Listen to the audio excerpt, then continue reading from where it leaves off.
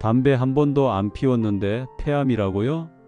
국내 여성 폐암 환자 10명 중 9명이 평생 담배를 입에 대본 적도 없는 분들입니다. 더 놀라운 건 폐암 사망률이 남녀 통틀어서 1위라는 사실이죠. 2023년 한 해에만 1만 8천 명이 넘는 분들이 폐암으로 세상을 떠났습니다. 그런데 말입니다. 담배를 피우지 않는 우리 같은 사람들도 왜 폐암에 걸리는 걸까요? 오늘 이 방송 끝까지 들으시면 집안 부엌에서 요리할 때 여러분의 폐가 얼마나 위험에 노출되는지, 그리고 그걸 어떻게 막을 수 있는지 정확히 아실 수 있습니다. 절대 놓치지 마세요. 안녕하세요. 백세마을 촌장입니다. 오늘은 정말 중요한 이야기를 나눠보려고 합니다. 폐암 이야기인데요.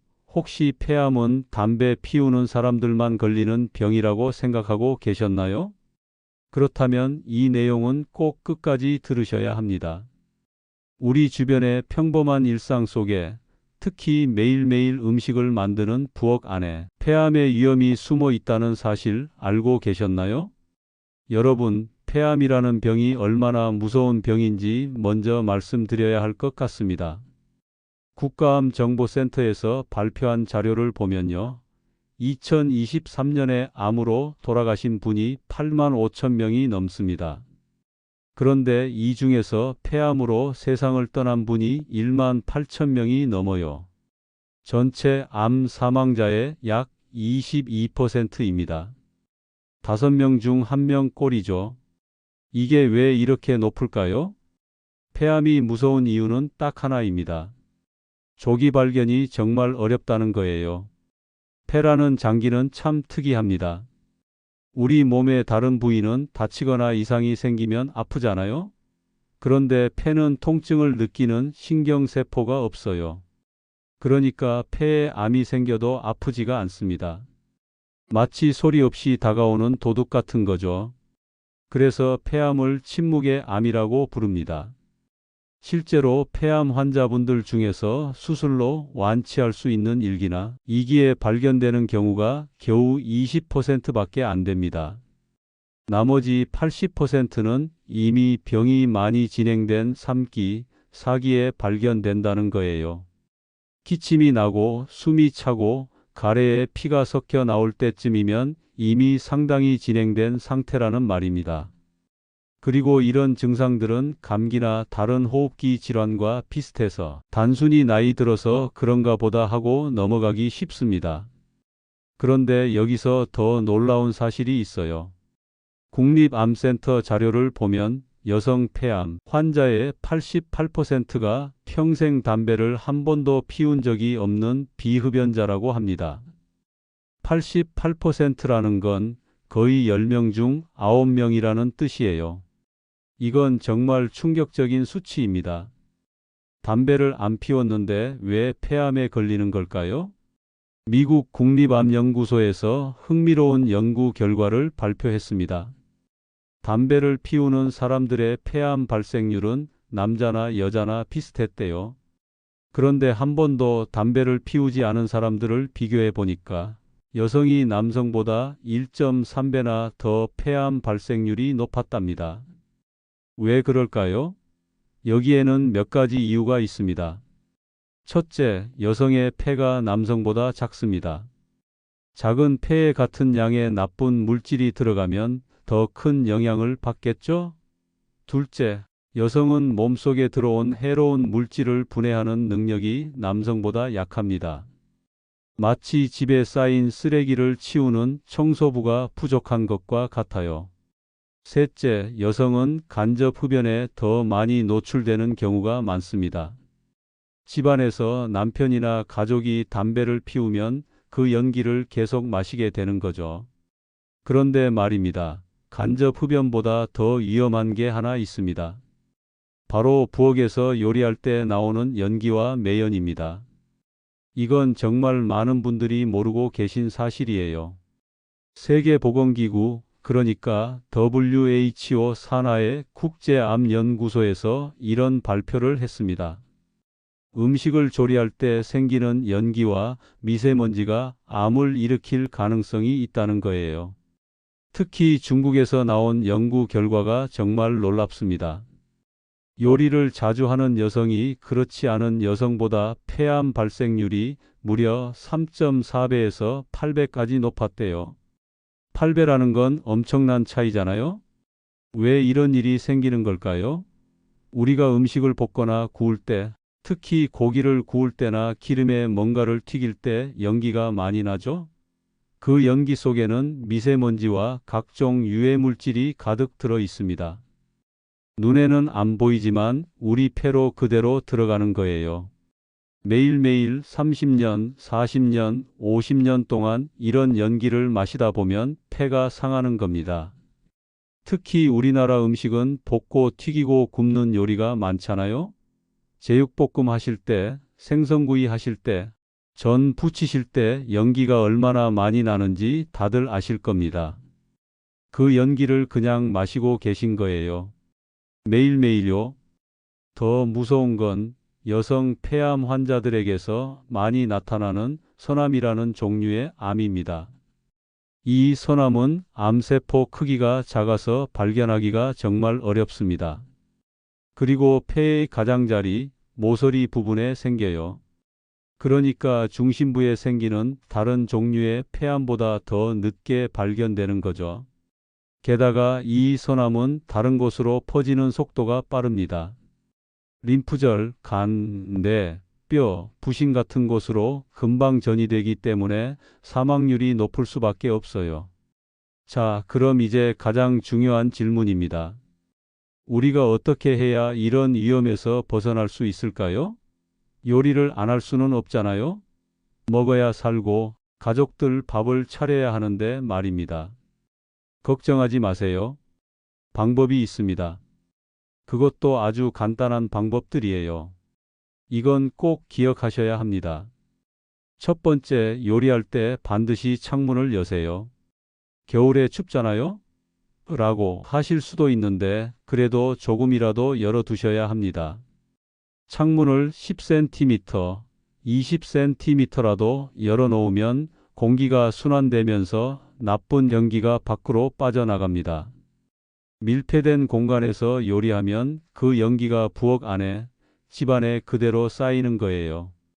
두 번째, 환풍기나 후드를 꼭 켜세요. 요즘 집들은 대부분 후드가 있잖아요? 그런데 많은 분들이 귀찮다고 시끄럽다고 안 켜시더라고요. 절대 안 됩니다. 환풍기나 후드는 연기를 빨아들여서 밖으로 내보내는 역할을 합니다. 이게 정말 중요해요. 연기가 생기는 순간부터 켜셔야 하고 요리가 끝난 뒤에도 최소 15분 이상은 계속 켜두셔야 합니다. 세 번째, 고기를 굽거나 생선을 구울 때, 뭔가를 볶을 때는 가능하면 뚜껑을 덮으세요. 뚜껑을 덮으면 연기가 사방으로 퍼지는 걸 줄일 수 있어요. 물론 뚜껑을 열어야 하는 요리도 있지만 덮을 수 있으면 덮는 게 좋습니다. 네 번째, 요리가 끝난 뒤에도 바로 창문을 닫지 마세요. 적어도 15분에서 20분 정도는 창문을 열어두고 환기를 시켜야 합니다. 눈에 안 보이는 미세한 입자들이 공기 중에 떠다니다가 천천히 가라앉거든요. 이걸 다 내보내야 해요. 다섯 번째, 가능하면 기름에 튀기는 요리는 줄이세요. 찌거나 삶거나 데치는 요리가 연기가 훨씬 적습니다. 물론 가끔은 튀김도 해 드셔야죠. 하지만 매일매일 튀김을 하시는 것보다는 일주일에 한두 번 정도로 줄이시는 게 좋습니다. 그런데 말입니다. 요리할 때 나오는 연기만 조심하면 될까요? 아닙니다. 간접 흡연도 절대 피해야 합니다. 담배 연기에는 70종류가 넘는 발암 물질이 들어 있습니다.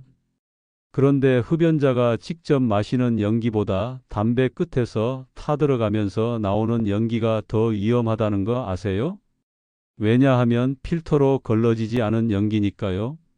그게 바로 간접 흡연의 연기입니다. 만약에 집안에 담배 피우시는 분이 있다면 이건 정말 심각하게 대화를 나누셔야 합니다. 밖에서 피우면 되잖아요? 하시는 분들도 계신데요. 밖에서 피우고 들어와도 옷이나 몸에 남아있는 담배 냄새에서 유해 물질이 나옵니다. 이걸 3차 흡연이라고 해요. 가장 좋은 건 아예 끊는 거예요. 흡연하시는 분들 중에 이제 와서 끊어봤자 소용없어 하시는 분들 계시죠? 그거 잘못된 생각입니다. 금연을 하면 폐암 위험이 점점 줄어듭니다. 물론 당장 비흡연자 수준으로 떨어지는 건 아니에요. 이론적으로는 금연한 지 15년이 지나야 비흡연자 수준으로 위험도가 낮아진다고 합니다. 하지만 금연을 시작한 순간부터 위험은 조금씩 줄어들어요. 절대 늦은 게 아닙니다. 그리고 미세먼지도 조심하셔야 합니다. 요즘 뉴스 보면 미세먼지 이야기 안 나오는 날이 없죠? 연구 결과에 따르면 초미세먼지 농도가 5마이크로그램씩 올라갈 때마다 폐암 위험이 18% 증가한다고 합니다. 일반 미세먼지는 10마이크로그램 올라갈 때마다 22% 증가하고요. 이게 얼마나 무서운 숫자인지 아시겠죠? 미세먼지가 나쁜 날에는 외출을 자제하시고 꼭 나가셔야 한다면 마스크를 쓰세요. KF82나 KF94 같은 보건용 마스크가 좋습니다. 그리고 집에 돌아오시면 손과 얼굴을 깨끗이 씻으시고 옷도 털어서 세탁하는 게 좋아요. 자, 그럼 이제 정말 중요한 이야기를 해야겠습니다. 바로 조기 검진 이야기예요. 폐암은 조기에 발견하면 완치율이 정말 높습니다. 1기에 발견하면 5년 생존율이 80%가 넘어요.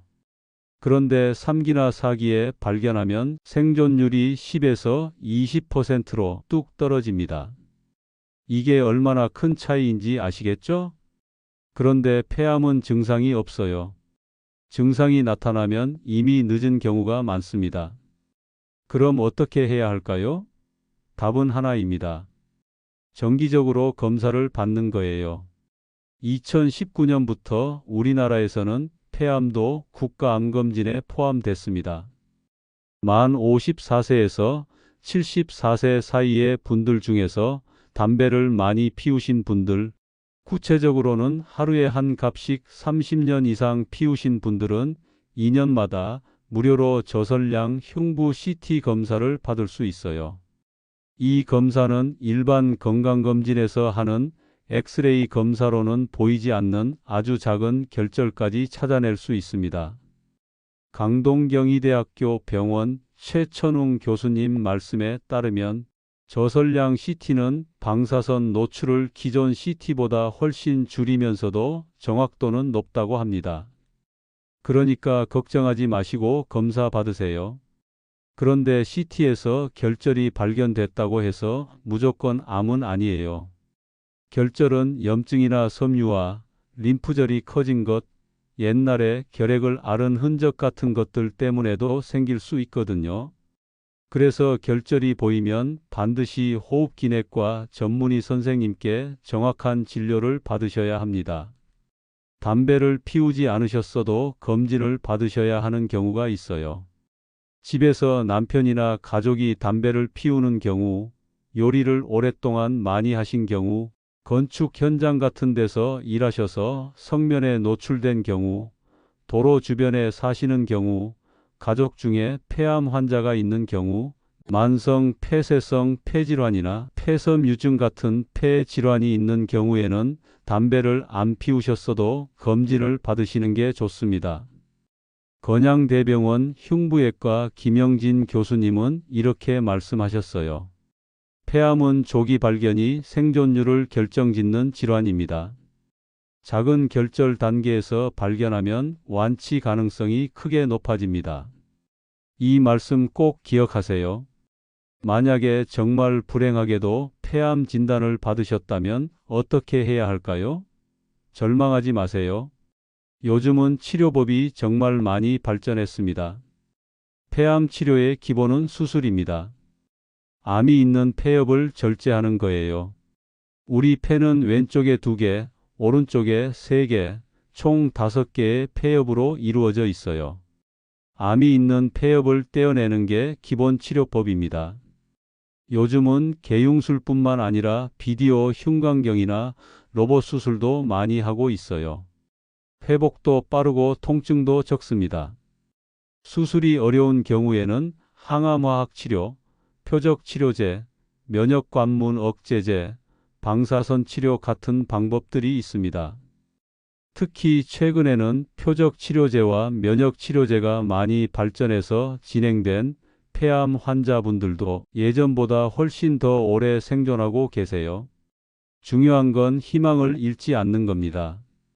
폐암 진단을 받으셨어도 적극적으로 치료받으시고, 금연하시고, 규칙적으로 운동하시고, 균형 잡힌 식사를 하시고, 정기적으로 검사 받으시면 충분히 건강하게 오래 사실 수 있습니다. 자, 오늘 말씀드린 내용들 정리해 볼까요? 첫째, 담배를 피우지 않아도 폐암에 걸릴 수 있습니다. 특히 여성분들이 더 조심하셔야 해요. 둘째, 요리할 때 나오는 연기가 폐암의 중요한 원인 중 하나입니다. 창문 열고 환풍기 켜고 요리 후에도 충분히 환기하세요. 셋째, 간접 흡연도 절대 피해야 합니다. 가족 중에 흡연자가 있다면 꼭 금연하시도록 설득하세요. 넷째, 미세먼지가 심한 날은 외출을 자제하고 마스크를 착용하세요. 다섯째, 정기적으로 검진을 받으세요. 특히 고위험군이라면 저설량 흉부 CT 검사를 꼭 받으세요. 여섯째, 만약 진단을 받더라도 절망하지 마시고 적극적으로 치료받으세요. 희망은 있습니다. 우리 함께 건강하게 100세까지 삽시다. 오늘 말씀드린 내용들, 작은 것 하나하나가 모여서 우리 폐를 지킬 수 있습니다. 귀찮다고 번거롭다고 넘기지 마시고 꼭 실천하세요. 여러분 자신을 위해서, 그리고 사랑하는 가족을 위해서요. 오늘 방송이 도움이 되셨다면 구독과 좋아요 버튼 꼭 눌러주시고요. 주변에 꼭 알려야 할 분들이 계시다면 이 영상 꼭 공유해 주세요. 100세 마을 촌장은 앞으로도 여러분의 건강하고 행복한 노후를 위해 유익한 정보들을 계속 전해드리겠습니다. 건강하십시오. 100세 마을 촌장이었습니다. 감사합니다.